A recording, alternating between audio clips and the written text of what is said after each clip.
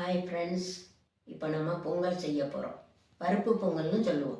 இதுக்கு தேவையான பொருட்கள்: ஒரு ஆளாக்கு அரிசி 200, பச்சரிசி 100, பாசிப்பருப்பு 5 10 மிளகு, 1 ஸ்பூன் சின்ன சீரகம், கருகாப்பிலை, தேவையான அளவு உப்பு, மஞ்சத்தூள் கொஞ்சம்.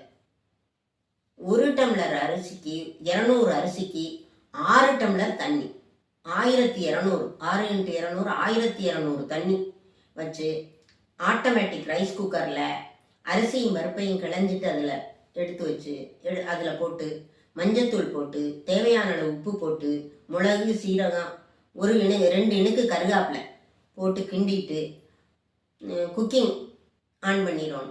ஆட்டோமேட்டிக் ரைஸ் குக்கரை ஆன் பண்ணிடணும். கீழ்பாம் வந்தோடனே எடுத்து வச்சுட்டு 4 ஸ்பூன் நெய், சாப்பாட்டு நெய், 10 முந்திரி பருப்பு 2ஐயும் வறுத்துட்டு அதில் கொட்டி கிண்டி விட்டால் பொங்கல் நல்லா இருக்கும். சாப்பிட்டு பாருங்கள். பொங்கல் செஞ்சு சாப்பிட்டு பார்த்துட்டு சொல்லுங்கள்.